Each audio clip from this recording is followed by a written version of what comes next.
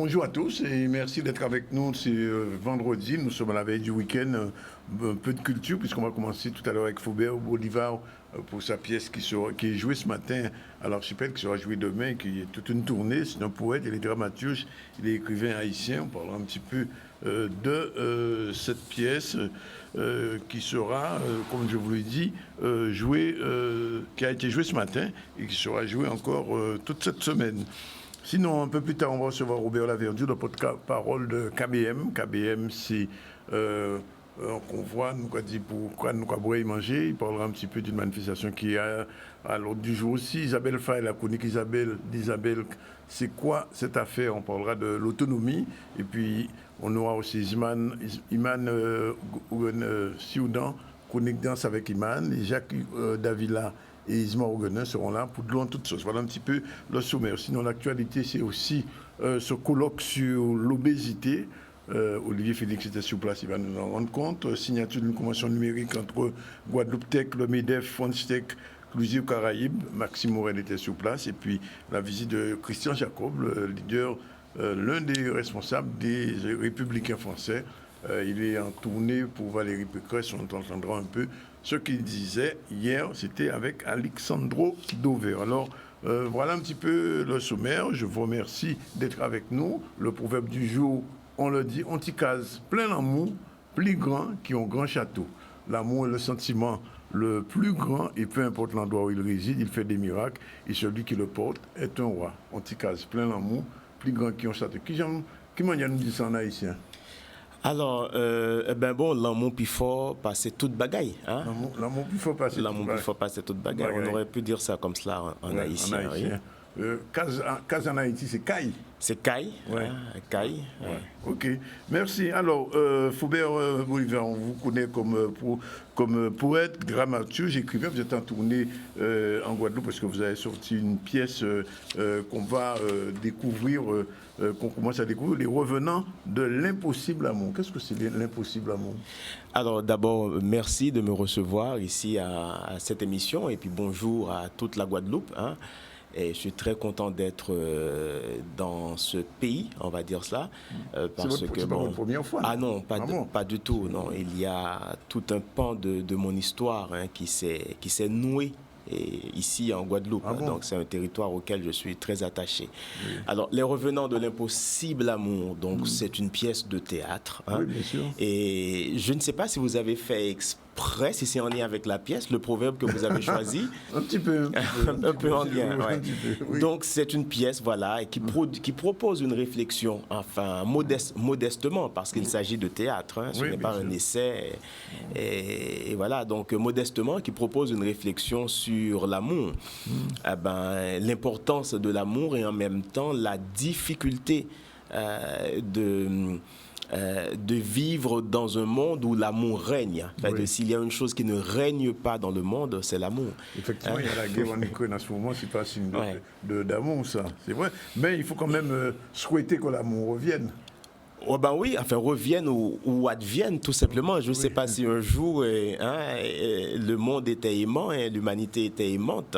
L'amour régnait, si un jour l'amour régnait, mais il faut que l'amour advienne. Il faut... Et je discutais avec l'attaché de presse du CEDAC, la structure qui accueille la pièce en tournée, et qui me disait justement que son plus grand rêve, c'est que la paix règne parmi les hommes. Et c'est un vœu noble, à mon avis. Il faut que la paix règne. Maintenant, bon, une chose est de dire il faut que la paix règne, c'est une autre de faire en sorte qu'elle advienne effectivement. Parce qu'autrefois, on disait, c'est à l'époque des hippies, faites l'amour, pas la guerre. Ouais, faites l'amour, pas la guerre. Ouais.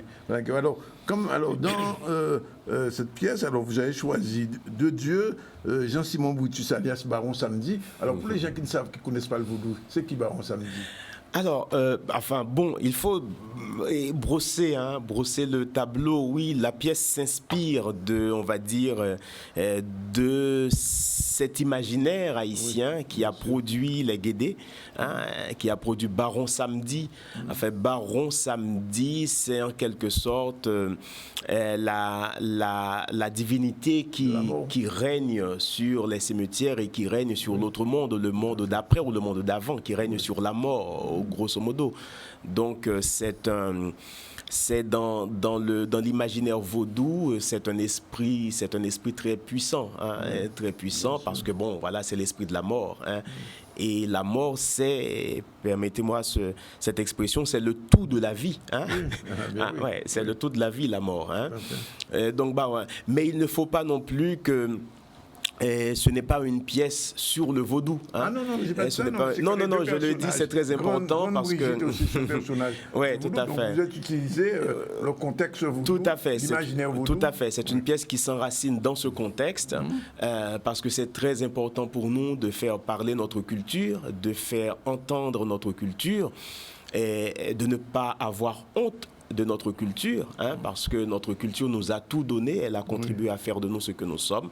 Donc c'est une pièce qui prend ses racines, qui prend son ancrage dans cette réalité-là. Dans cette culture haïtienne, il faut dans le cette dire. culture haïtienne, dont je suis fier, dont je me réclame.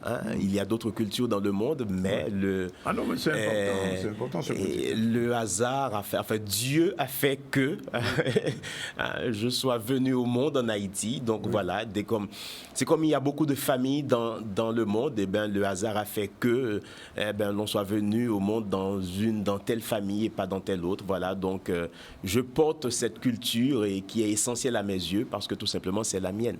Oui, alors le duel entre guillemets, je dis duel entre guillemets entre Baron Samedi et Grande Brigitte, comment on va pas dire comment ça va se terminer, mais en fait ça doit être particulier, ça va être pathétique. Oui, alors c'est comme je l'ai dit au début, ce n'est que du théâtre, c'est de l'amusement. Et on travaille sérieusement, mais on ne se prend pas très au sérieux ou trop au sérieux. Et voilà, donc c'est une pièce très rythmée. Enfin bon, j'en parle, j'en suis l'auteur, je ne sais pas si je suis autorisé à en parler comme cela. Donc la pièce, elle est rythmée et puis les comédiens sont fabuleux. Le metteur en scène, il a fait un travail très intéressant et donc la pièce se laisse regarder du début à la fin, on ne s'ennuie pas. Enfin, je viens d'en faire l'expérience avec les scolaires à l'archipel. Et sur comment cela se termine, il y a une fille qui a dit à la fin, mais je veux la fin, quoi. Je veux la fin. Et quand j'ai pris la parole, je leur ai dit, il leur appartient d'imaginer la fin. Là, il n'y a pas de fin. Enfin, si, il y a une fin. Mais est-ce que la fin, est-ce que la fin de la pièce, c'est la fin de l'histoire? C'est la fin de ce qui s'est joué dans l'esprit des spectateurs et des spectatrices? Je n'en suis pas sûr et c'est le plus important. Enfin, ça, c'est la preuve que le pari a été gagné, quoi. Voilà. Alors, on voit quelques images d'une vidéo du spectacle. Pourquoi cette ambiance de fumée? C'est un choix de metteur en scène, j'imagine. Pourquoi? Oui, c'est bon, ça se passe dans un cimetière. On ne sait pas si on l'a dit. Oui. Donc, alors oui, bon, bien entendu, quand on est chez les Guédés, quand on est dans l'espace, on va dire, sépulcral. Il n'y a pas de loi quand même. Il n'y a pas de loi là, non? Alors, oui, enfin... Alors, c'est très intéressant la question parce que dans le récit vaudou, les Guédés sont des divinités, on va dire, de seconde zone, des petites divinités. Donc, il y a même une chanson, je vais la chanter en créole, qui dit Gade yo di baron pa loi, et me connaît baron c'est loi. Gade yo di baron pa loi, et me connaît baron c'est loi. N'est pas la loi. Ils disent n'est pas un loi, n'est pas un esprit. Parce que la loi, c'est l'esprit supérieur. Voilà, c'est un esprit. Donc, est-ce que les Guédés sont des lois ou donc voilà. Donc, ils revendiquent l'appellation, sauf que cette appellation leur est déniée. Donc voilà, on est là. Mais ça se passe dans un cimetière qui ne fait pas peur, un cimetière qui rassure, qui amuse. Parce on voit Baron Samedi est assis sur la tombe, là. C'est bien ça. Ouais, Jean-Simon Brutus, il est sur la tombe. Ouais. Enfin, c'est l'espace de jeu. Ouais. Tout se passe là, en fait. Tout se passe dans cette tombe. Cette pièce-là, vous l'avez écrite hors Haïti ou bien comme vous étiez encore en Haïti? Alors, une pièce, enfin, un texte, on met longtemps à le produire, généralement. Mais pour la petite histoire... et cela est très important pour moi. Cette pièce, je l'ai commencée ici en Guadeloupe. En Guadeloupe? Je l'ai commencé ici en Guadeloupe, à Gosier. Ou Gosier, je ne sais pas ce que vous dites. Oui. Et c'était dans le cadre, je crois, c'était lors du dernier festival, je pense, du dernier festival, soit le dernier festival de la littérature qui se faisait ici en Guadeloupe, soit dans le cadre du festival de théâtre Cap Excellence. Oui. Cap Excellence, je crois. Le festival de théâtre Cap Excellence qui se faisait, qui ne se fait plus. Oui. Et puis le congrès des écrivains. Oui. C'était soit pendant le congrès des écrivains en 2016 ou 2017. Soit à un festival de Cap Excellence. En tout cas, donc la pièce, elle prenait déjà forme dans ma tête, dans mon esprit. Elle a mis beaucoup d'années à prendre forme. Je l'ai commencé vraiment dans ma tête en 2011 à peu près. Et j'en ai écrit les premiers mots en 2016 ou en 2017 ici en Guadeloupe dans le cadre de ce festival-là. C'est une pièce haïtienne née en Guadeloupe. Enfin, est-ce que c'est une pièce... Dans la mesure où je vis en Martinique, on va dire c'est une pièce martiniquaise aussi. Elle est nourrie parce que je reçois. Voilà, c'est une pièce caribéenne qui a eu en 2017 le prix texte en parole du meilleur texte de théâtre de la Caraïbe. D'accord. Voilà. Vous n'avez pas encore joué en Haïti, non? Pas encore. Non, malheureusement, et elle n'est pas encore. Enfin, elle vient d'être créée là. Sur la Guadeloupe aussi, la première lecture publique a eu lieu en Guadeloupe. Au Memorial Act. D'accord. Au Memorial Act. Non, elle n'est pas encore. Elle vient d'être créée là. Elle a été créée en Martinique la semaine dernière. Donc, il y a eu 3 représentations en Martinique. Oui. Et l'aventure se poursuit en Guadeloupe. Et j'espère vivement, mais vraiment ardemment, très fortement, que le public haïtien en Haïti, le public haïtien il est partout, le public haïtien en Haïti, j'espère vraiment que ce public-là pourra voir cette pièce en Haïti. C'est un message qui est lancé. Non, j'ai bien compris. Dernier mot, il y a de la musique avec cette pièce?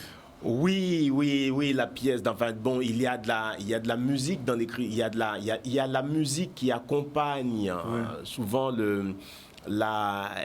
l'écriture chez moi. Et puis le metteur en scène Jean-Ernst, Marie-Louise, il l'a bien compris. Donc il y a, outre les 2 acteurs, enfin les 2 comédiens qui interprètent les 2 personnages, il y a sur scène 2 musiciens.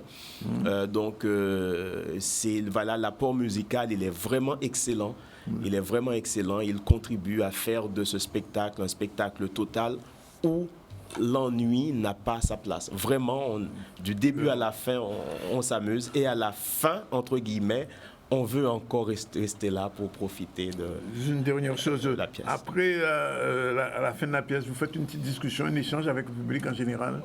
Oui, j'ai eu cet honneur ce matin avec les scolaires, les élèves, les lycéens, parce que c'est une pièce qui peut être regardée à partir de 14 ans. Voilà, donc... j'ai eu la chance de discuter avec les lycéens. Et puis il y aura demain soir pour le public, le tout public à l'Archipel, scène nationale à Basse-Terre. Il y aura un bord de scène. Un bord de scène, c'est quand l'équipe discute avec le public. Oui. Il y aura un bord de scène demain, donc on pourra discuter avec le public. Et ce bord de scène sera suivi d'une séance de signature. La pièce n'est pas encore éditée, mais j'en profiterai pour signer un recueil de poésie. Mémoire des maisons closes, mon dernier livre. Mais écoutez, on vous remercie d'être venu. Et puis, vous avez encore un nom historique. Ah ouais, Bolivar. j'en suis fier. Eh ben, je vous remercie de m'avoir invité. Je remercie Cap Excellence, Cap Excellence, texte en parole, vraiment Oui. de son accueil. Oui. Et puis j'espère que le public guadeloupéen pourra voir la pièce à partir de demain soir à l'Archipel. Sinon, la pièce sera en tournée. Enfin, les dates. Et alors, je donne les dates. à Mardi l'écran, prochain, merci. ce sera à Sonis à Pointe-à-Pitre-Abîme. Ensuite, mercredi 30 mars au Palais de la Culture, au Félix Poutot aussi aux Abîmes. Ensuite, au Moule Robert Loison, le jeudi 31. Et le 1er avril, chez Abimao, tout près d'ici, chez Gérard Loquel, le Centre culturel Gérard Loquel. Et dernière représentation, pour l'instant en tout cas, Centre social La Source, le Petit Canal. Mais on souhaite aux Guadeloupéens qui verront cette pièce et aux Haïtiens qui sont ici aussi d'être nombreux à regarder ces revenants de l'impossible amour. Parce que M. Bolivar, on peut le dire, c'est un fanat de l'amour. On peut le dire. Ouais. On peut le dire. Je suis sûr dans vos poésies, il y a encore de l'amour. Oui, tout à fait, tout à fait. Bien. Merci d'être venu. 12h47. Merci beaucoup. On va prendre le premier sujet d'actualité. C'est le colloque contre l'obésité, puisque vous savez, c'est la semaine de l'obésité organisée par la GOS. Je vous l'avais dit, il y a eu 3 semaines, on avait parlé de cette première journée sur l'obésité, et puis il y a ce colloque pour essayer de lutter contre l'obésité, puisque vous le savez, 2 enfants sur 5 aujourd'hui sont obèses à cause de la malbouffe, à cause du manque d'exercice physique aussi, mais aussi pas seulement des enfants, mais aussi des adultes. Et c'est une cause de maladie, puisque quand vous êtes obèse, vous pouvez facilement attraper d'autres maladies. Et donc c'est pour cela qu'il y a toute une mobilisation contre l'obésité. Reportage Olivier Félix, on regarde. Ça fera bouger les lignes.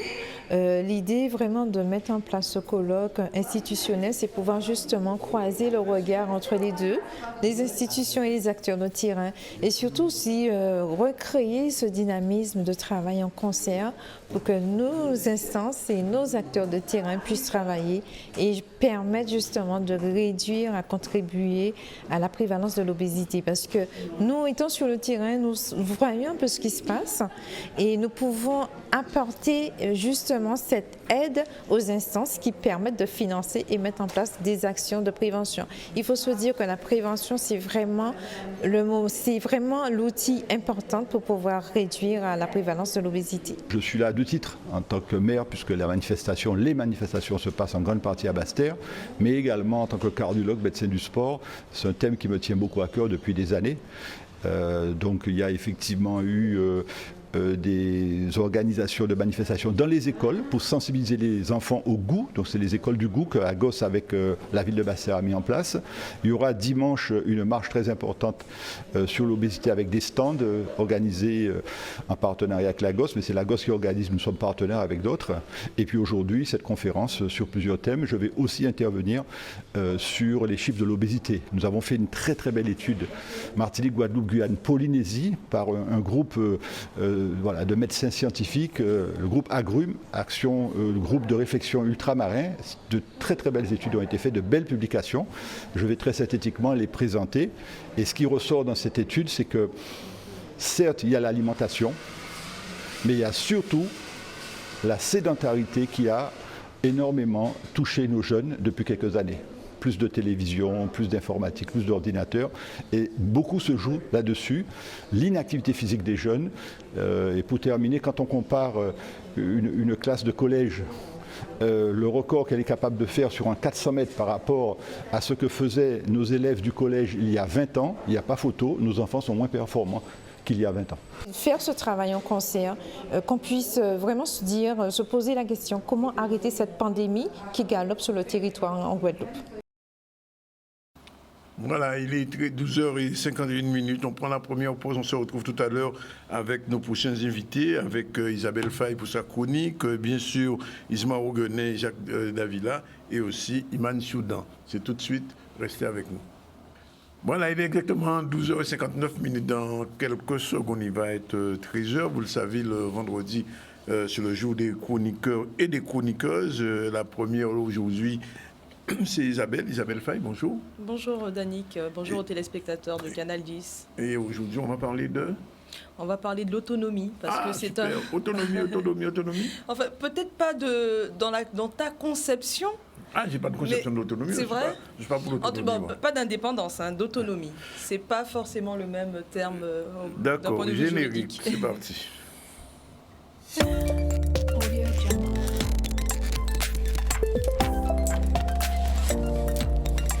C'est quoi cette affaire? Alors, c'est quoi cette affaire d'autonomie C'est parti de quoi?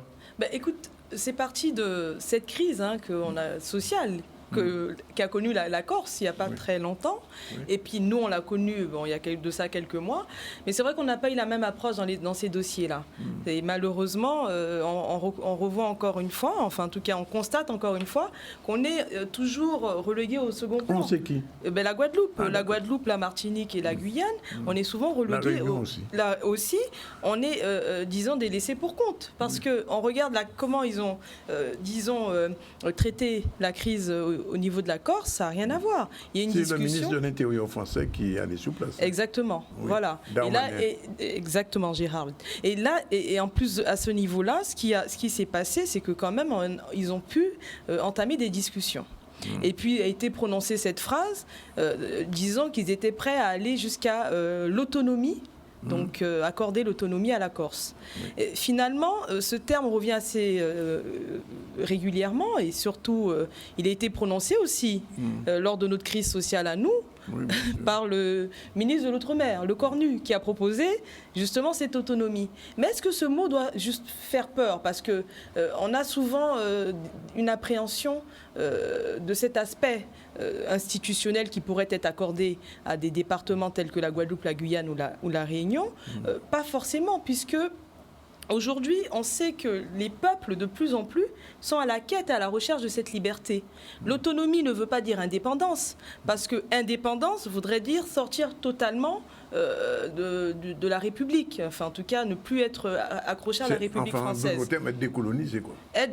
Pas décolonisé, parce que pour moi, on n'est pas colonisé. Après, chacun a sa conception. Ouais. Pour moi, effectivement, on a une certaine spécificité qui fait aujourd'hui qu'on a besoin réellement d'avoir une certaine conception différente de celle qu'on connaît aujourd'hui au niveau institutionnel, parce que... Comment on qualifie la conception d'aujourd'hui au niveau institutionnel? La conception, c'est une conception qu'on connaît depuis la départementalisation de la Guadeloupe, c'est-à-dire qu'aujourd'hui... Ça remonte avant ça, depuis 1635, ils sont présents. Oui, mais vous l'appelez de colonisation, moi je considère qu'on est un département français. Oui. Certes, un département... Est-ce que les Guadeloupéens ont été d'accord pour être département?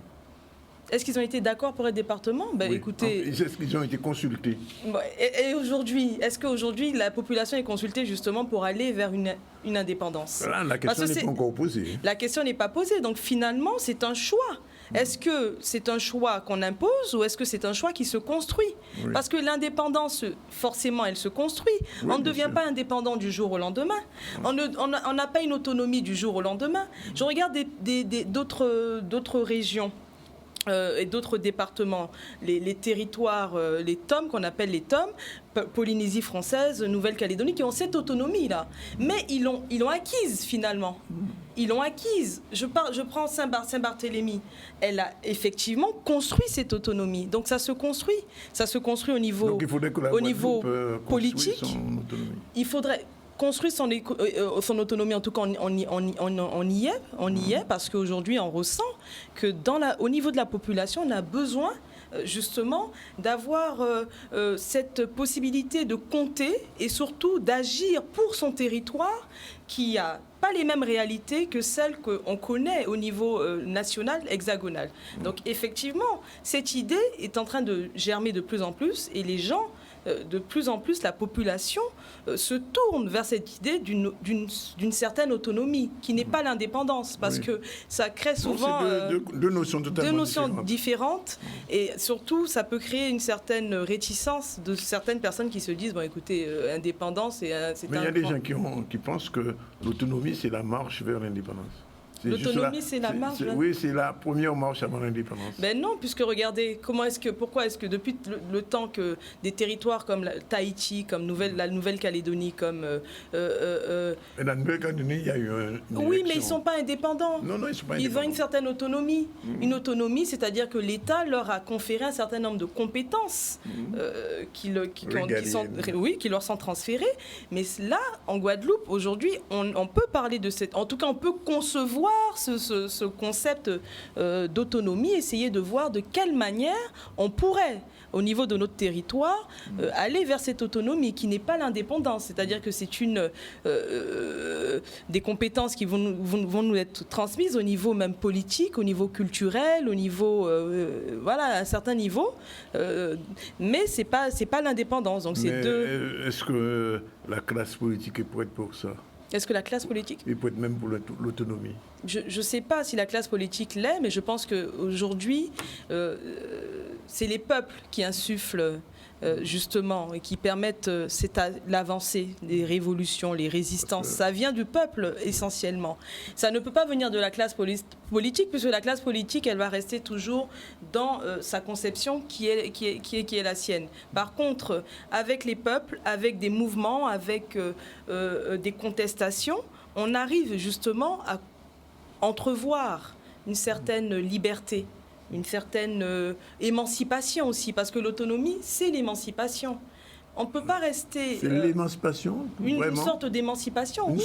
Une sorte d'émancipation. Mais déjà, c'est une avancée vers ce qu'on pourrait proposer aux populations locales, que ce soit en Martinique ou en Guyane, de gérer un certain nombre de dossiers directement. Il y a des choses qu'on pourrait, avec l'autonomie, réaliser, ce qu'on ne peut pas faire aujourd'hui. Oui. Et quand on regarde la crise sociale qu'on a traversée ces derniers mois, on se rend bien compte qu'il y a des...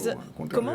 On traverse toujours. Qu'on traverse, mais bon... Les suspendus sont toujours suspendus. Oui, non, mais bon, on n'était pas dans ce cadre-là. Ah non, mais puisque de toutes les façons, la résistance, comme je le dis, elle est toujours là. Oui. Mais par contre, lié à la crise qu'on a connue il y a quelques mois, au mois de décembre, fin mois de novembre, c'est pas le même état dans lequel le pays se trouve aujourd'hui. Les choses sont un peu plus calmes. C'est vrai que la résistance est toujours là.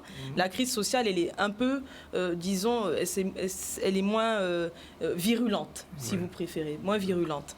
Mais ça nous a permis de comprendre qu'on n'est pas traité de la même manière qu'on traite un Corse, qu'on traite un Breton. Oui. Je suis désolée, mais c'est la vérité. Parce que un exemple simple, comment, alors on avait cette crise importante en Guadeloupe, on n'a pas eu la visite de personnes, d'élus politiques au niveau gouvernement, enfin en tout cas de personnes au niveau du gouvernement, à part Sébastien Lecornu, mais qui est passé assez rapidement en Guadeloupe. Il n'a même pas pris le temps de discuter, d'apporter des solutions. Il est passé rapidement, il s'est arrêté en Martinique où il a un peu plus discuté, trouvé quelques pistes de sortie de crise, sans nous apporter aucune solution. Et jusqu'à aujourd'hui, on vit donc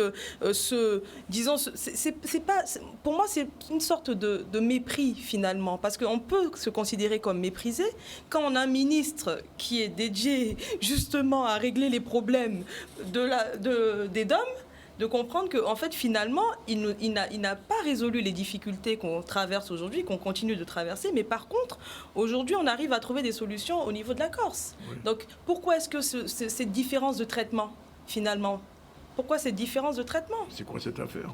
C'est quoi cette affaire, effectivement ? Et puis, finalement, est-ce qu'on n'a pas intérêt, nous aussi, à démontrer par des positions fortes ce qu'on souhaite, ce qu'on veut, et comment est-ce qu'on souhaite faire avancer l'état actuel dans lequel nous trouvons. Parce qu'au niveau culturel, il y a des choses qui sont complètement différentes de celles qu'on connaît en France. En Guadeloupe, c'est pas la... Voilà, donc je veux dire, il y a une certaine spécificité, il y a certaines difficultés. C'est l'État aujourd'hui, enfin c'est le département dans lequel il y a le plus de chômage, le taux de chômage est le plus important. Cette solution, personne ne trouve à redire. On a eu des périodes assez difficiles de crise sociale en 2009 pour lesquelles les gens se sont révoltés parce que la vie ici est beaucoup plus chère qu'au niveau national. Oui. À ce niveau aussi, il y a une avancée mais qui n'est pas conséquente. Donc il y a un certain nombre de questions qui sont encore en suspens et pour lesquels on n'a aucune réponse. Alors, juste une petite question. Est-ce que vous pensez que M. Darmanin, le ministre de l'Intérieur français, quand il est venu, il a lâché la question de l'autonomie? Est-ce que vous pensez qu'au-delà des élections présidentielles françaises, ça tiendra la route, ce projet? Parce que j'ai vu que les Corses sont assez dubitatifs. De toutes les façons, ça se fera nécessairement par un référendum. Oui. Ils vont poser la question à la population et à ce moment-là, je pense que si ça doit se faire, ça se fera de cette manière-là. Oui. Ils ne vont pas l'imposer, ils vont poser une question par la voie d'un référendum pour déterminer concrètement ce que les Corses souhaitent. Parce que c'est vrai que les sociétés sont souvent divisées entre autonomie, indépendance ou alors rester rattachées directement à l'État central. Au niveau des sociétés, les gens sont divisés. Tout le monde n'est pas pour l'indépendance, tout le monde n'est pas pour l'autonomie. Donc il faut, par le biais d'un référendum, questionner la population sur ce qu'elle souhaite réellement. Donc je pense qu'encore c'est ce qui va se faire. Ce sera par le biais d'un référendum nécessairement. Bien, on verra ça. On note quand même en passant que les Corses ont un drapeau qui a été adopté. Oui. Le nôtre, il est encore en pointillé. Mais enfin, sauf que dans la rue, bien sûr, tout le monde l'a adopté, y compris vous-même, Isabelle, j'imagine. Oui, mais moi, en fait, je l'ai adopté, mais je ne le porte pas toujours. Mais effectivement, il est dans mon cœur. Ah, il est dans mon cœur. C'est largement suffisant. Ah, il n'est pas visible. Parce que, non, il n'est pas visible, mais pourtant, je l'ai. Hein, je l'ai dans le cœur. Et c'est un drapeau, justement, qui me rappelle un certain nombre de valeurs, de belles couleurs, qui me rappelle aussi qu'on est rattaché aussi à des drapeaux d'Afrique, parce qu'il y a pas mal de drapeaux d'Afrique qui ont ces couleurs rouge, jaune et vert. Oui. C'est vrai que c'est un symbole. C'est tout un symbole parce que ça rappelle effectivement, d'abord, je pense que le rouge, on pourrait même voir la résistance derrière cette couleur du rouge, où quand même on a eu des combats qui ont été menés. Ignace avait le rouge déjà dans son drapeau. On a eu des combats qui ont été menés pour obtenir un brin de liberté, déjà durant l'esclavage, et puis juste après ça, on a eu toutes ces révoltes. Je pense en Martinique en 74, où on a envoyé des gendarmes tirer à balles réelles sur des. En 67 aussi ici. En 67 ici, non, je pense à la Martinique parce que ça me revenait plus. Oui. Ça, enfin, en Guadeloupe aussi. En 67. Je sais qu'en Guadeloupe aussi, il y a 1910 je sais, mais on ne parle pas beaucoup de la Martinique. Il faut aussi quand même leur rappeler qu'eux aussi ont été dans ces combats et dans ces luttes, et qu'en Guadeloupe, de toutes les façons, on est les pionniers sur un certain nombre de batailles. Et ça, je pense qu'on n'a pas à rougir de cela. La résistance est en marche. La résistance est en marche, mais surtout, je pense que la construction, plus que la résistance dans ce cas-là, dans ce cas de l'autonomie, est en marche disons, il faut que ça devienne finalement quelque chose qui peut amener une certaine perception autre que celle qu'on connaît aujourd'hui. Parce que pour des réponses au niveau local, on a besoin qu'on soit aussi dans cette idée d'émancipation et de liberté. Et surtout, arrêter d'avoir un certain complexe face à l'État central. L'État colonial, on dit. Non, central. Non, l'État central, parce qu'on a nos valeurs, on a toutes les compétences qu'il faut pour justement atteindre cette autonomie. Mais ça se construit, ça ne se fait pas du jour au lendemain. C'est par des résistances. Regardez la belle résistance qu'on est en train de faire aujourd'hui et qu'on montre au monde. Parce qu'on ne montre pas qu'à la France. On montre au monde aujourd'hui qu'en Guadeloupe, on est contre un certain... Parce que l'obligation vaccinale, ça englobe un certain nombre de révoltes et de contestations qui sont beaucoup plus profondes que la crise sanitaire qu'on connaît aujourd'hui. Donc on a déjà, lancé une pierre et on attend bien sûr que cette pierre puisse être évoluer, construire et devenir un building, et que demain on soit totalement, autonome à un certain niveau. Voilà. Merci Isabelle, l'autonome. Voilà, il est très signature, convention du numérique entre Guadeloupe Tech, le MEDEF et France Tech, devant la caméra de Maxime Morel. Nécessaire, on regarde. C'est important puisqu'en fait aujourd'hui on avait chacun des actions de notre côté. Et souvent on se retrouvait un peu à faire les mêmes choses en termes de sensibilisation auprès de publics différents. Et là, l'objectif, c'est qu'on puisse allier les initiatives des uns et des autres, donc de Guadeloupe Tech, de la French Tech Guadeloupe, du CLUSIR, de l'UDE MEDEF, pour pouvoir aller au plus près en fait, des personnes qui ont besoin de ces informations-là, d'être le plus efficace, de pouvoir mutualiser en fait, un certain nombre de choses, et notamment au final les moyens, j'ai envie de dire, pour pouvoir aller plus loin et toucher encore plus de monde. L'objectif de cette convention, nous, en tant que l'Union des entreprises de la Guadeloupe, c'est d'être un facilitateur auprès de toutes ces associations qui portent cette nouvelle technologie, parce que c'est vraiment l'industrie de demain. Cette convention est justement fondamentale, parce qu'elle va simplement permettre une synergie entre les experts de la cybersécurité, les experts du numérique, les experts de l'innovation avec la French Tech, mais surtout les chefs d'entreprise, ceux qui sont au pilotage des entreprises qui permettent de générer effectivement de l'emploi, de pouvoir préparer, de pouvoir renforcer la Guadeloupe d'aujourd'hui et préparer également la Guadeloupe de demain, au niveau aussi bien de l'emploi que des perspectives vis-à-vis de l'extérieur. C'est un secteur clé, c'est un secteur porteur d'avenir, c'est un secteur porteur de l'économie guadeloupéenne qui demain matin va permettre à nos jeunes soit de revenir, soit de rester et de se développer dans notre pays. Actuellement, il n'y a aucune entreprise qui peut dire « je ne suis pas concerné ». Tout simplement parce que même si c'est une toute petite entreprise qui n'a pas d'ordinateur, mais son comptable a un ordinateur. Donc ça veut dire que si son comptable perd les données, il sera impacté. Si en plus vous vous retrouvez par exemple à perdre les informations de vos clients ou d'un appel d'offres, la sanction peut être immédiate. Donc effectivement, et c'est vraiment fondamental de comprendre que la cybersécurité concerne tout le monde et que ça demande avant tout, pas de la technique, mais simplement une réflexion pour mettre en œuvre les bonnes mesures. On parle vraiment de marketing territorial, hein. C'est bien ça le mot, hein. C'est-à-dire quelle est l'image qu'on veut renvoyer de la Guadeloupe au national et surtout à l'international. Là, la vocation est de renvoyer une économie du numérique forte en Guadeloupe. Le constat est clair, hein. On a beaucoup de concours qui sont au niveau national et international et des startups guadeloupéens gagnent. Donc pourquoi on gagne à l'extérieur et à l'intérieur on n'est pas organisé? Donc cette convention aura l'ambition et surtout la vocation de coordonner, de mettre une cohérence sur ce territoire qui est le nôtre, qui est rempli d'intelligence et qui permettra surtout de rayonner au national et à l'international. Voilà, 13h16. Dans un instant, après la deuxième pause, on va recevoir nos amis Isma Ougonet et Jacques Davila, peut-être avant Iman Soudan pour sa chronique Danse avec Iman. Mais pour l'heure, on va revenir à la visite en Guadeloupe du porte-parole en Guadeloupe de Valérie Pécresse. Je vais parler de Christian Jacob, leader des Républicains.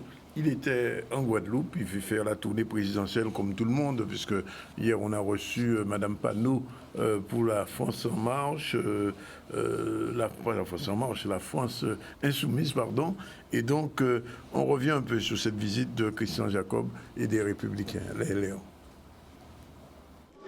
Alors, beaucoup de choses. Il y a d'abord l'ensemble des mesures nationales qui s'adressent à toutes les Antilles, mais il y a aussi des sujets spécifiques sur les Antilles et notamment sur la Guadeloupe. Alors, je pense bien sûr tout d'abord aux mesures sur le pouvoir d'achat, c'est-à-dire sur le panel des produits. Vous savez qu'aujourd'hui, il y a 200 produits référencés, d'avoir un panel beaucoup plus large qui corresponde à la consommation réelle et quotidienne de nos compatriotes. Il y a aussi des spécificités sur le coût de la téléphonie qui aujourd'hui a un coût exorbitant. C'est pour ça que Valérie Pécresse propose une loi-programme sur 10 ans.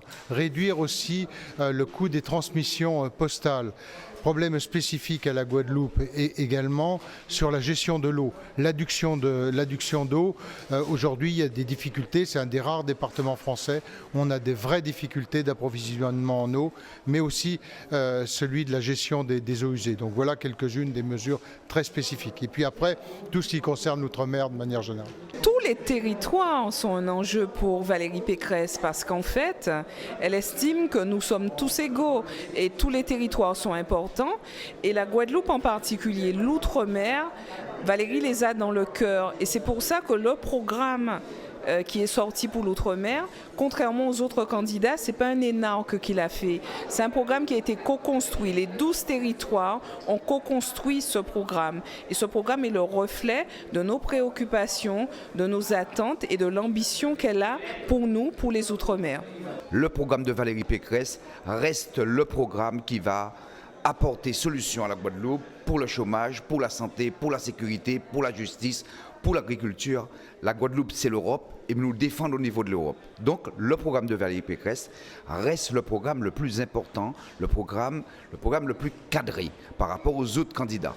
Et là, l'expérience de la gestion de grandes collectivités, ça s'apprend. C'est-à-dire quand elle a porté la réforme de l'université, c'était une réforme difficile. Elle a réussi.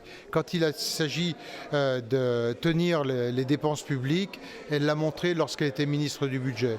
Et elle administre avec beaucoup de talent une des régions les plus compliquées de France, celle de l'Île-de-France. C'est-à-dire qu'aujourd'hui, elle est capable de rendre des comptes.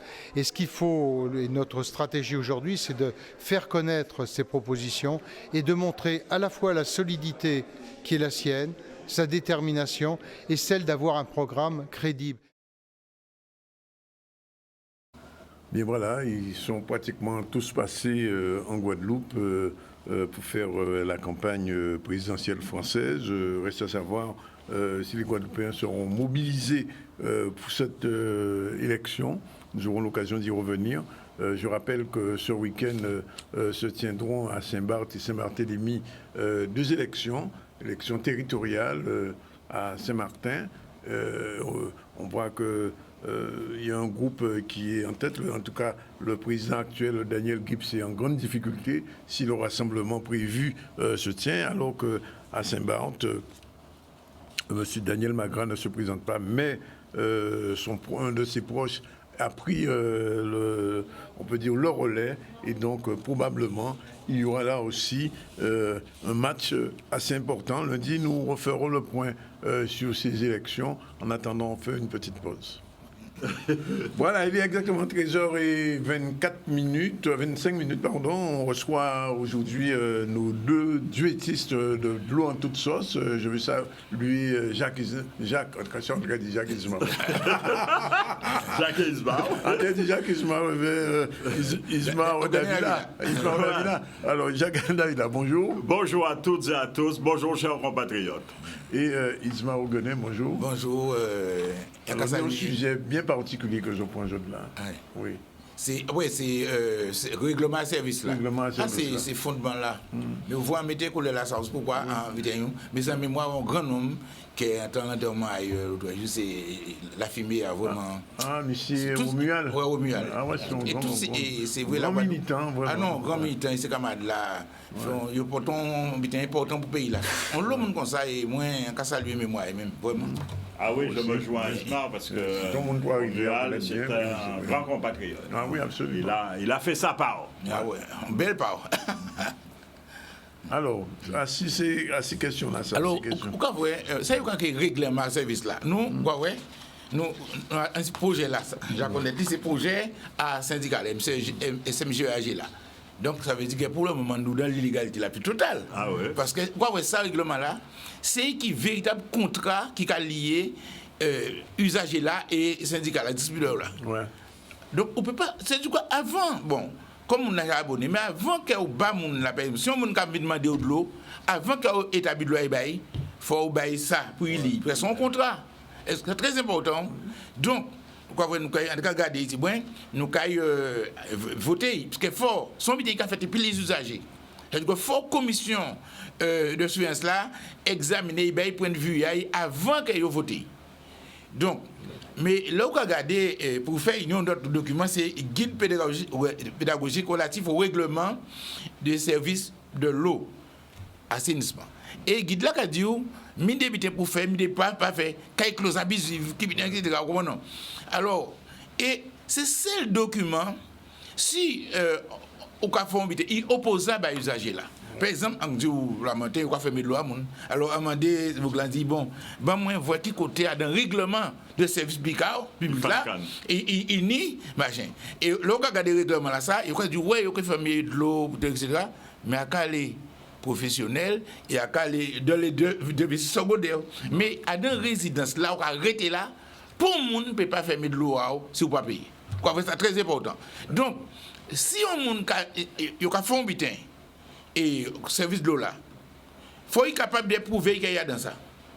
C'est seul butin qui a dit mieux ou autorisé à faire ça. Si vous voyez pas un règlement là, eh bien, il va bon. Il faut, à présent, il faut préciser le règlement là, que le règlement, c'est qu'il a fait service de contrat. Parce que vous savez, quand il rentre, point de l'eau, comme on dit, quand on rentre, on se fiche, comme on a son fiche de machin, quoi. Pourquoi tel biton on venir ça prend un contrat, hein. C'est un contrat qui a défini, c'est un biton, tu comprends, non? Les contrats, pas souvent, il y a ça tout petit, on ne peut pas comprendre. Vous savez ça, c'est biton là, c'est assurance. C'est quoi, il y a des bitons comme ça, pour pas vrai qu'il y a dans le contrat là. Les contrats léonais. Oui, mais il est tellement bitin, et depuis tellement bitin, on ne peut pas lire. Donc, mais quand même, on valide. Donc, c'est pareillement ça là, contrat là.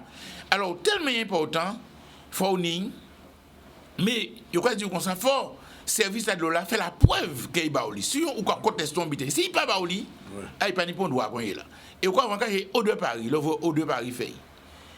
Il fait. Donc, c'est mon déjà, puisque c'est, on partit en mer à Suez, on partit en mer à Veolia, puisque c'est en rive gauche et gauche. Rive gauche et gauche, à Paris. Eh bien, O2 Paris distribué, document là, tout le monde qui a dans ce service là. Et on n'a pas 180 millions, mais 180 000 abonnés, 74 000 abonnés en Guadeloupe. Il faut nous tout tenir règlement à service public, à de l'eau potable et assainissement à syndicat là.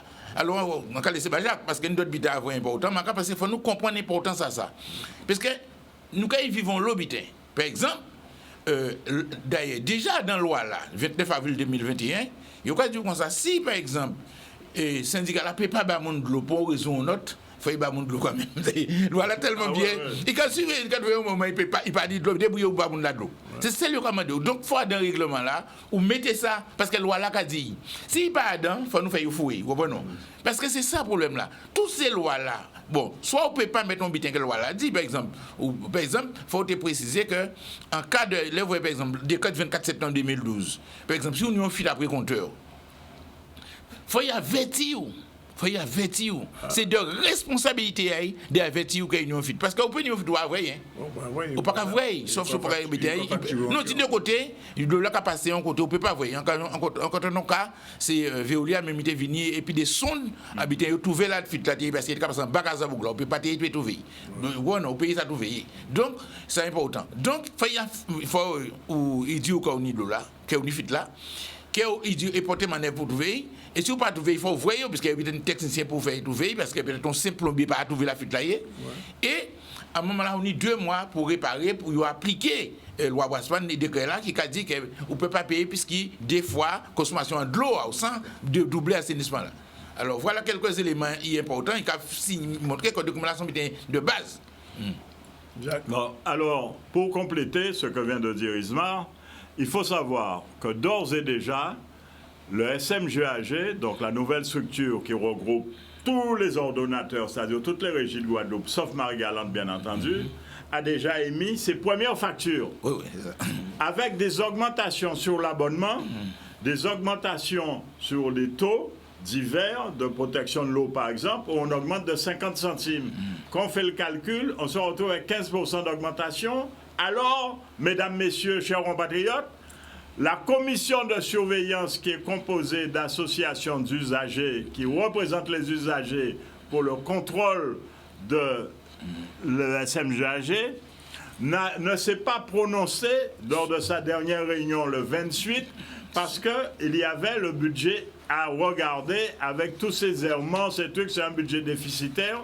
Contraire au Code général des collectivités, parce que vous ne pouvez pas voter ni en fonctionnement, ni en investissement, un budget déficitaire. Il est déficitaire théoriquement de 53 millions, mais vraisemblablement ce sera plus, mesdames, messieurs, que l'on vous demandera un jour de payer si vous ne portez pas manœuvre pour aller rejoindre vos associations pour défendre vos intérêts. Parce que nous sommes déjà au quart de l'année, oui, fin du premier trimestre, et ce n'est qu'avant hier qu'ils ont voté le budget pour pouvoir et faire une réunion pour demander un prêt de 50 millions, alors il y a un déficit à 53,6. Donc, mesdames, messieurs, c'est dur. En ce qui concerne le règlement de service, qui est une pièce fondamentale, c'est comme dans une copropriété, c'est ce qu'on appelle le règlement de copropriété qui régit les droits et obligations que vous avez envers le syndicat, mais les droits et obligations du syndicat envers vous. Parce que le syndicat a des obligations, outre les obligations contractuelles, parce que le contrat, c'est une chose à part. Et ce document vous êtes opposable, mais il est opposable aussi à l'ordonnateur.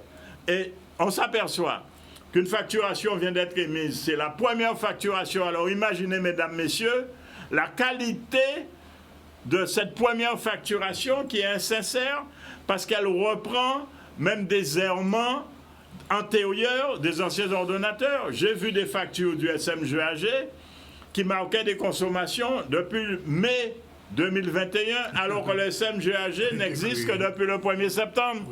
Et des tas de choses comme ça. Donc c'est anormal. Est-ce que vous croyez qu'on peut augmenter de 50 centimes par mètre cube d'eau pour la protection de l'eau sans en discuter avec la représentation dans le cadre de la représentation participative dans un truc qui est dicté par la loi? La commission de surveillance a été dictée par la loi, un arrêté préfectoral en a fixé la composition en ayant trié, choisi, retenu, et les gens ont accepté. À ce propos, mesdames, messieurs, la fin du mois de mars, c'est le mois des assemblées générales, ordinaires ou extraordinaires. Allez gonfler ceux qui sont déjà dans des associations, demandez des comptes pour que ceux qui sont dans les commissions de surveillance, pour qu'ils vous expliquent ce qui se passe, comment ça fonctionne, qu'est-ce qu'il reste à faire, qu'est-ce qu'il faut améliorer, et quels sont ceux, parce que ce sont vos ambassadeurs, vos missi dominici, ce sont vos porte-voix, ce sont les défenseurs de vos intérêts. Et il faut que vous leur donnez la force pour qu'ils puissent continuer à mieux vous défendre. Et il faut, parce que nous aurons une prochaine réunion qui est programmée pour le 12 avril, que d'ici là, les gens en face, c'est-à-dire les agents élus du SMGAG qui vont venir vous réclamer des voix, parce que vous êtes aussi citoyen électeur et vous avez un bulletin électoral qui doit être le reflet de vos choix, mais dans la défense objective de vos intérêts. Donc, il faut que vous nous donnez les moyens de mieux, plus et davantage vous défendre, parce que de toute façon, comme Ismar le disait, il citait les directives pour l'application des règlements de service. Antérieurement, les gens faisaient ce qu'ils voulaient en dépit du règlement de service. Donc, ça n'a plus l'intention de continuer parce qu'il s'agit d'un nouvel organisme, donc il s'agit d'une nouvelle politique, il s'agit de volonté à matérialiser pour défendre mieux, davantage et plus aux intérêts. On n'augmentera plus, c'est pas parce qu'ils ont fait quelque chose en augmentant sans l'accord de qui que ce soit que nous allons tolérer ça. S'il faut les emmener en justice, nous les emmenons en justice. Donc il faut que vous veniez pour que nous puissions faire les actions de groupe. Tout à fait. En tout cas, on va profiter de ça là pour demain à dans ce général à dossier la vie à Bastet. Il a demandé tout le monde en zone là, un communauté d'Aglo, sud Bastet, d'aller. Parce que si ils font un bel travail, et c'est à 2h de l'après-midi, ils ont fait ça à la région des Pères en zone là. Alors on voulait ajouter un bulletin, Jacques, qui est important. Alors ils ont augmenté abonnement là, donc pas au fixe là. Ouais. Mais est-ce que vous savez que pas au fixe là, il réglementé. Ben, bien sûr. C'est l'arrêté du 6 août 2007, il a plafonné.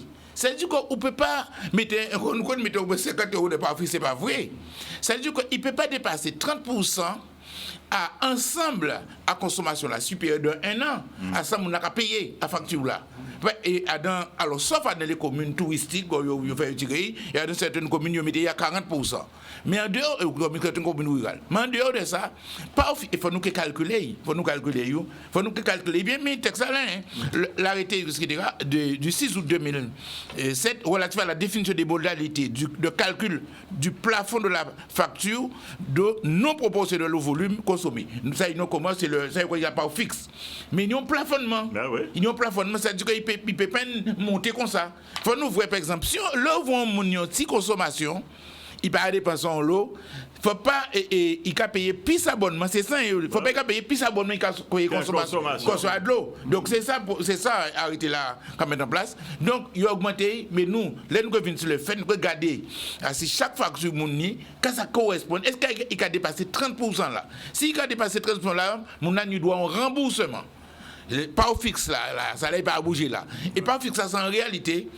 Il a servi à couvert les frais, les besoins habitants, etc. Là, c'est ça. Sans côté aussi, nous avons payé nous avons payé abonnement et habiter là, à compter là. Nous avons payé un abonnement. Alors c'est pourquoi les gens compter là, oui, mais location, pas abonnement, location. Location, compter là, c'est propriétaire. Mais là, on a loué un bitin, ou pas venir, pas on a loué un voiture, ou pas venir, on va partir, puis on va commencer, ou on a loué un cas, ou on va sortir, non. Et pour le locataire, nous on doit. Et bien, nous allons compter, si on va compter là, on va partir pays. C'est nos problèmes. Est-ce que vous comprenez? Donc, nous avons l'habitant, il n'y a pas qu'à rentrer dans le cadre à déontologie, à service public, mais aussi même le code de consommation et les relations même qui est établi. Parce que si on a loué un habitant, on va payer. Pour moi, payer, vous ne pouvez pas faire ça, vous voulez d'aider alors que c'est moi qui a payé. Donc, encore ça, très très important pour nous valider. Oui. Alors, dernière question politique à poser les autres, puisque hier, on reçoit un panneau.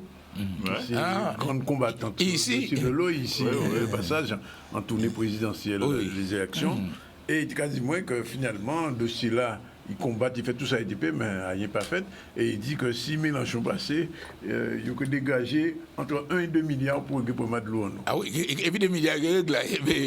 Alors, on devait savoir réaction à ça. Ce qui était au niveau gouvernemental, le problème de la question de l'eau n'arrive pas à trouver une solution au niveau du gouvernement français. Et est-ce que c'est possible que l'État, si demain c'est un autre président, par exemple Mélenchon qui était là, il est capable, il est en mesure d'accorder 1 ou 2 milliards d'euros pour régler la question de l'eau? Alors pour trouver 1 ou 2 milliards, faudrait-il qu'il fasse une décision modificative financière au plan national, parce que la loi des finances 2022 a déjà été votée, programmée. Donc elle est déjà engagée au moins sur une durée pro rata temporis du quart de l'année civile. Donc on ne peut pas raconter n'importe quoi aux gens. Mais enfin, les promesses ne valent que pour ceux qui y croient. Ça, c'est une chose. Oui. La deuxième des choses, au plan strict de la réglementation, il faut rappeler que l'eau n'appartient pas à l'État. L'État n'a qu'un droit de regard et l'État se trouve dans une mission semi-contrainte où elle fait de l'assistance parce que nous avons des gens passés qui n'ont pas été sanctionnés pour toutes les turpitudes, actions, irrégularités et manquements, qui à ce jour n'ont toujours été sanctionnés en dépit d'affaires dont certaines sont à l'instruction et en cours. Et il y a d'autres affaires, vraisemblablement, qui vont éclater. Ça, laissons à la justice le soin de faire son travail. Par contre, nous sommes malheureux de savoir, moi personnellement, et je crois qu'Ismar aussi, que depuis le 1er septembre, nous avons un organisme gestionnaire qui doit rassembler. Nous n'avons toujours pas de direction générale, pas de directeur technique, pas de direction d'encadrement pour mener à bout les... On a défini une politique, la loi dit que la commission de surveillance doit se prononcer sur la politique définie. Jusqu'à ce jour, nous n'avons jamais vu quelle est la politique et les jeunes. Nous avons des embryons que n'importe quelle commune ou établissement annexe de commune fait, ce qu'on appelle un rapport d'orientation budgétaire, alors que la loi concernant cette affaire dit qu'il suffit de faire la preuve que la réunion s'est tenue et pas la qualité de l'objectif, alors que dans le domaine de l'eau, la politique, c'est la qualité de l'objectif, son timing, les moyens, la nature. Jusqu'à maintenant, ce n'est pas résolu. Est-ce que vous croyez que ce soit normal que depuis le 1er septembre, c'est avant-hier que le président de la commission de surveillance a pu obtenir une entrevue avec le président de cet organisme pour pouvoir définir les moyens peu ou prou à accorder pour l'exercice de la mission. Donc, ce n'est pas normal. Ça veut dire que nous ne sommes pas prêts. D'ailleurs, on a même le sentiment que depuis que le SMO fonctionne, qu'il y a plus de dysfonctionnement avant que quand ils étaient épars, n'est-ce pas? Oui. Bon, au moins nous savons plus, d'autant que le nombre de pannes, de trucs, au moins on sait. On ne sait pas toujours la nature, mais enfin, on est plus ou moins informé. Mais normalement, après 7 mois d'existence, nous ne devrions pas être dans la situation dans laquelle nous sommes. J'ai vu une affaire qui est scandaleuse. L'autre jour, la commune de Baïf, l'ARS a interdit la consommation de l'eau. Oui. Dans tout le territoire, parce que l'affaire microbiologique, donc caca en réseau. Oui, oui. Ça veut dire qu'on a mis 5 jours pour obtenir le résultat de l'analyse, donc on ne sait pas ce que les gens ont bu pendant 5 jours à Baïf. Tout le monde était dans un petit train-train habituel. Ils ont été faire un autocontrôle c'est-à-dire des gens qui sont dans un service d'autocontrôle. Ils ont levé l'interdiction de l'ARS alors qu'ils n'ont aucune qualité pour ce faire. C'est extrêmement grave, ça. Nous nous retrouvons dans des distorsions et on reproduit toutes les erreurs, manquements et irrégularités qui ont conduit la législation à se substituer aux gens que nous avions mis en place dans les communes, les communautés de communes, les communautés d'agglomération pour résoudre le problème de l'eau et de l'assainissement, en y ajoutant de plus le réseau d'incendie, en y ajoutant de plus les eaux pluviales. Et aujourd'hui, nous ne savons pas comment faire. Nous espérons, nous ne désespérons pas nos autres usagers, parce que c'est notre mission, c'est notre volonté, c'est notre détermination.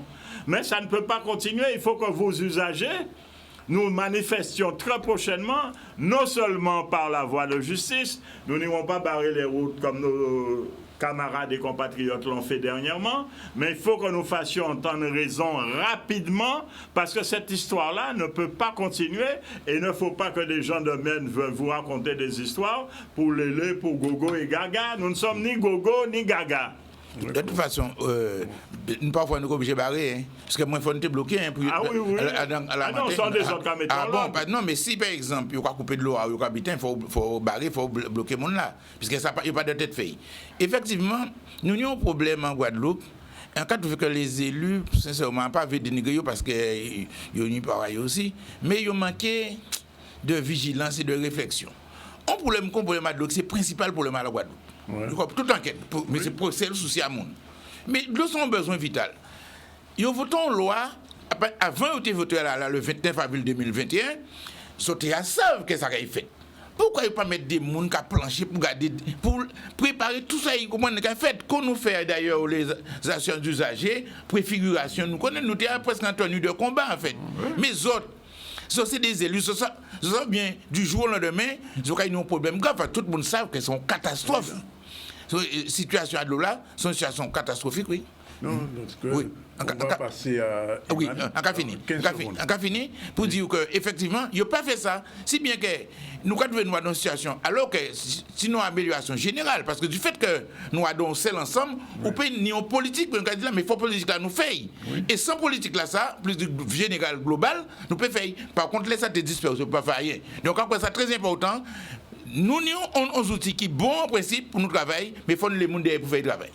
Voilà. Merci, monsieur. 13h48, une dernière petite pause. Et rapidement, Iman va prendre place, parce qu'il y a là, il a dansé. Iman danse avec Iman. 15 secondes, elle arrive. Merci, messieurs. On se retrouve vendredi prochain. Comme tous les vendredis, avec l'éclairage azote à dans de l'eau là, parce que c'est nécessaire, parce que l'eau là, il est moins trop bas actuellement. À tout de suite. J'aime boire de l'eau là.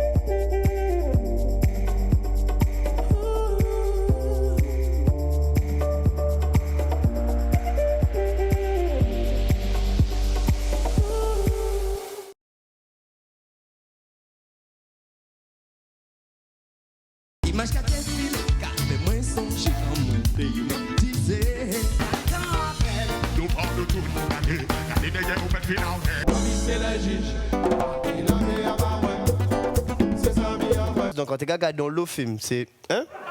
Non, brasseur, moi, tu as arrangé. À part là, on y est bien. Depuis tout petit, votre maman, on y est bien, on s'en va.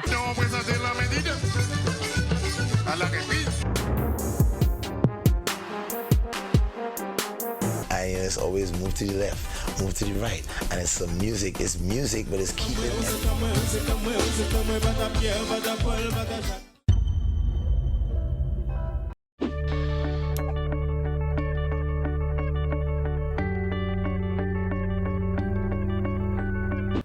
Voilà, il est 13h50 et elle est là, elle va danser avec nous. C'est Iman. Bonjour Iman. Bonjour Danick, bonjour à tous. J'espère que vous allez bien. Ça va, merci. Un peu speed, mais ça va. Un peu speed, bon. Générique pour respirer, on revient tout de suite.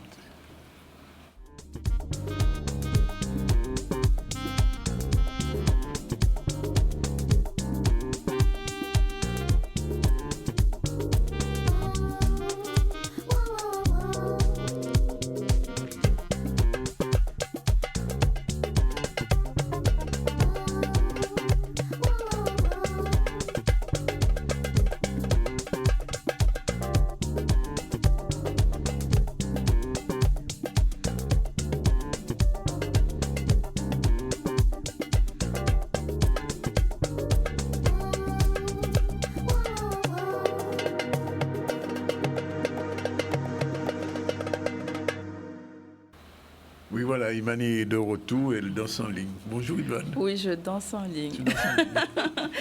C'est encore le cas, hein, puisque on n'est pas totalement sorti de la période covidienne, hein, mais ça s'améliore de plus en plus. Ça s'améliore quand même. Ça s'améliore. Donc Oui. il y a des stages, il y a des petits spectacles. Des petites choses qui se font. Des petites choses qui se mettent en place. C'est pas encore le top du maximum, mais donc il y a encore des spectacles en ligne et moi personnellement je participe à des mais c'est déjà presque une bonne nouvelle ou c'est une bonne nouvelle? C'est une bonne nouvelle. Je vous en dirai plus après quand je vais passer certaines choses, mais ça c'est pour moi. D'ici une quinzaine de jours ça va. Oui, c'est possible. Bidjana prend balle. Alors qu'est-ce qu'il y a quand même ces jours-ci? Alors ces jours-ci on va faire juste un petit retour comme c'était la mi-carême sur la danse autour du carnaval. Il y a eu un stage qui s'est passé en février avec la compagnie d'Ifekako et Mathieu Plantier. D'Ifekako, c'est Madame Loyal, c'est ça? Voilà, exactement. Et Ludivine Mire. Donc, je fais un petit retour en images pour vous montrer comment ça s'est passé. On va voir avec la technique s'il veut bien. On regarde ça avec plaisir.